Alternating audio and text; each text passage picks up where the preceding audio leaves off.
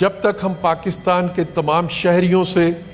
مساوی سلوک نہیں کریں گے، جب تک ریاست پاکستان میں رہنے والے ہر شہری کو ایک آنکھ سے نہیں دیکھے گی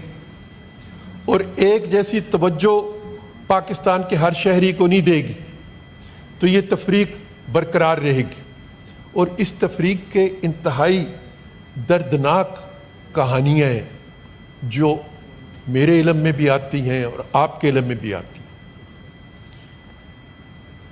اس عید پہ جو چند روز پیشتر پاکستان میں لوگوں نے منائی، ایک ویڈیو کلپ مجھے موصول ہوا جس میں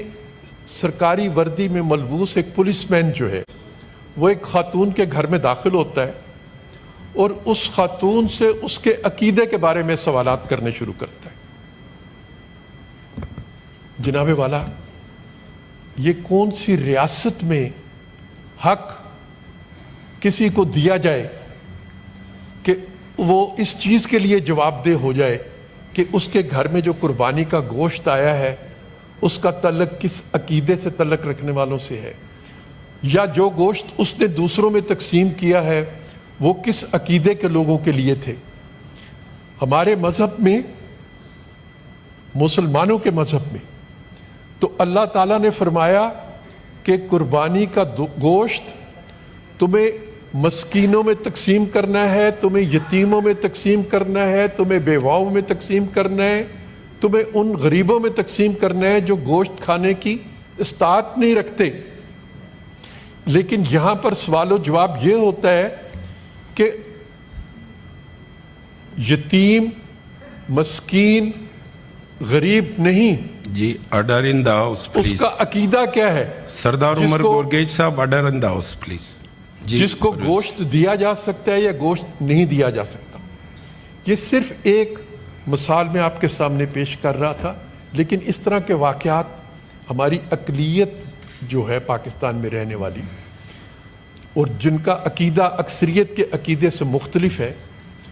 وہ تمام اس طرح کے امتحانوں سے گزرتے ہیں۔ ان کی عبادت گاہیں محفوظ نہیں رہتی، ان کے گھر محفوظ نہیں رہتے، ان کے لیے خطرات پیدا ہوتے ہیں۔ کبھی کسی پر الزام لگتا ہے اور وہ سالہ سال تک جیل میں رہتا ہے، کبھی کسی کو زندگی سے محروم کر دیا جاتا ہے۔ تو آئیے آج ہم اس چیز کا بھی عہد کریں کہ یہ پارلیمنٹ ان تمام قوانین کو ختم کرے جن قوانین کے تحفظ کی آڑ لے کر، جن قوانین کا بہانہ استعمال کر کے پاکستان کے شہریوں پر ان کی زندگیوں کو تنگ کیا جاتا ہے، تاکہ ہم ایک ایسا پاکستان ترتیب دیں، ایک ایسا پاکستان بنائیں جس میں رہنے والا ہر شہری اس ملک کو اپنا ملک سمجھے، جس میں رہنے والا ہر شہری اپنی زبان، اپنے جغرافیے، اپنے عقیدے کی بنیاد پر نہ پہچانا جائے، بلکہ اس کی پہچان صرف اور صرف یہ ہو کہ وہ پاکستان کا شہری ہے، وہ پاکستان کا ہے اور پاکستان اس کا ہے۔ بہت بہت شکریہ، بہت بہت